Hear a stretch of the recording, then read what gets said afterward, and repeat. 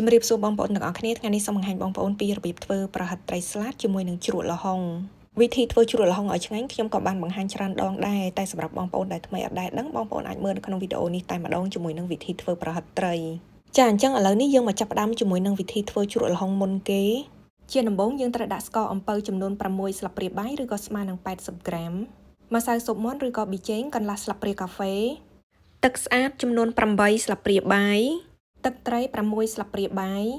ទឹកខ្មេះចំនួន7ស្លាបព្រាបាយ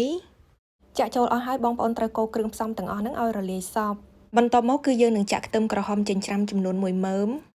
ខ្ទឹមសហាន់រួចចំនួន1មើមដូចគ្នាដាក់ខ្ទឹមសនិងខ្ទឹមក្រហមរួចគឺយើងនឹងច្របល់វាឲ្យវាចូលគ្នាបានសព្វល្អម្ដងទៀតគឺយើងអាចទុកវាមួយឡែកសិនឥឡូវនេះគឺយើងនាំគ្នាមកត្រៀមផ្នែកបន្លែវិញម្ដងជាដំបូងគឺយើងនឹងយកត្រសក់ចំនួន2ខាំកន្លះមកកាត់ជាកំណាត់ខ្លីៗនិងហាន់ជាចំណិតតូចៗល្មមក្រោយមកក៏យើងយកការ៉ុតចំនួន2ខាំមកចិតសំបកចេញលាងទឹកឲ្យស្អាតនិងឈូសជាសរសៃតូចៗចំពោះល្ហុងខ្ចីវិញយើងត្រូវយកវាទៅចិតសំបកឆ្កឹះគ្រាប់ចេញឲ្យស្អាតរួចហើយឈូសជាសរសៃតូចៗដែរ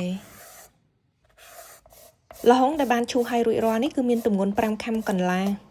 ជំហានបន្ទាប់គឺយើងនឹងយកការ៉ុតដែលបានឈូសរួចល្ហុងដែលបានឈូសរួចនឹងមកច្របាច់ជាមួយនឹងអំបិលដើម្បីឲ្យសាច់របស់វាឡើងទន់បន្តិចហើយនឹងអស់ជាតិជ័រផងដែរដូច្នេះអំបិលដែលយើងត្រូវយកមកប្រើគឺមានចំនួន1ស្លាបព្រាបាយពេញ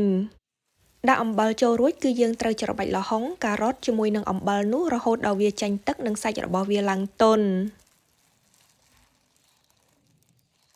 នៅពេលនេះល្ហុងហើយនិងការ៉ុតគឺបានទន់ហើយអញ្ចឹងបងប្អូនត្រូវពូតទឹកអំបិលនោះចេញវិញក្រោយពីបានពូតទឹកអំបិលចេញអស់បងប្អូនត្រូវយកល្ហុងនិងការ៉ុតនោះមកលាងជាមួយនឹងទឹកធម្មតាចំនួន2ដងទៀតហើយនៅក្នុងការលាងសម្អាតម្ដងបងប្អូនក៏ត្រូវពូតទឹកចេញឲ្យអស់ដូចគ្នាឥឡូវនេះល្ហុងហើយនិងការ៉ុតរបស់យើងគឺត្រៀមបានរួចរាល់ហើយអញ្ចឹងគឺយើងអាចយកវាមកលាយជាមួយនឹងទឹកជ្រក់បានបន្ទាប់មកបងប្អូនអាចច្របល់ទឹកជ្រក់ជាមួយបន្លែនោះរហូតដល់វាចូលជាតិគ្នាបានល្អនៅពេលនេះជ្រក់របស់យើងគឺធ្វើបានរួចរាល់ហើយអញ្ចឹងបងប្អូនអាចយកវាមកពិសាភ្លាមៗបានតែប្រសិនបើបងប្អូនចង់ឲ្យរសជាតិរបស់វាមុតជាងនេះបន្តិចគឺបងប្អូនអាចរក្សាវាទុកនៅក្នុងទូទឹកកកប្រហែលជា1ម៉ោងទៅ2ម៉ោងសិនក៏បានដូចគ្នា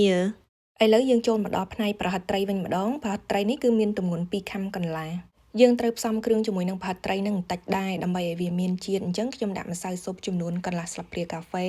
ម្រេចម៉ដ្ឋ1/4ស្លាបព្រាកាហ្វេអំបិល1/4ស្លាបព្រាកាហ្វេស្ករសកន្លះស្លាបព្រាកាហ្វេ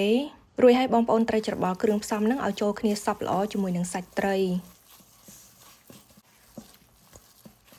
ដោយសារតែសាច់ត្រីនឹងវាស្អិតពេកអញ្ចឹងខ្ញុំបានបន្ថែមនៅប្រេងឆាកន្លះស្លាបព្រាកាហ្វេទៀតរួចហើយបោកវារហូតដល់វាស្វិតនៅពេលដែលយើងច្របល់គ្រឿងចូលគ្នារួចជាមួយនឹងសាច់ត្រីផនយើងមើលទៅដូចជ្រាយទន់ក៏ប៉ុន្តែនៅពេលដែលបងប្អូនបោកប្រហែលជា5នាទីឡើងគឺវាចាប់ផ្ដើមរមួតចូលគ្នាហើយឥឡូវនេះដល់ពេលដែលយើងត្រូវយកប្រហិតត្រីនឹងមកចៀនហើយអញ្ចឹងបងប្អូនអាចបេះសាច់ត្រីនឹងមួយដុំដាក់ចូលទៅក្នុងថង់រមូលថង់នឹងហើយអាចយកដៃមកសង្កត់ឲ្យវាចេញជាសំប៉ែតស្ដើងកម្រាស់ប្រហិតត្រីបើសិនជាបងប្អូនអត់ចង់បានស្ដើងពេកអញ្ចឹងទេអាចធ្វើឲ្យក្រាស់ជាងនឹងបន្តិចក៏បានហើយមុននឹងទម្លាក់ចូលប្រេងឆាផនយើងនឹងត្រូវទុកឲ្យវាឡើងក្តៅសិនវិធីចៀនប្រហិតត្រីនឹងអត់មានអីពិបាកទេបងប្អូនគ្រាន់តែត្រឡប់វាចុះឡើងនៅលើភ្លើងរហូតដល់វាឡើងក្រហមនិងឆ្អិនរួចហើយលើកវាចេញសម្រាប់ប្រេងឆាឲ្យអស់រសជាតិរបស់ប្រហិតត្រីនេះគឺឡមតិចដែលយើងអាចញ៉ាំជាមួយនឹងជ្រក់នឹងគឺឆ្ងាញ់តែម្ដងហើយសាច់វាស្វិតខ្លាំងមែនទែនចាវិធីធ្វើប្រហិតត្រីជាមួយនឹងជ្រក់ល្ហុងគឺមានតែប៉ុណ្្នឹងទេអញ្ចឹងក៏សូមអរគុណច្រើនចំពោះការទស្សនាវីដេអូមួយនេះហើយប្រសិនបើបងប្អូនមានសំណួរអ្វីអាចសរសេរជា comment នៅខាងក្រោមវីដេអូនិងចាំជួបគ្នានៅក្នុងមុខម្ហូបឬក៏បង្អែមបន្តទៀតអរគុណច្រើនជម្រាបលា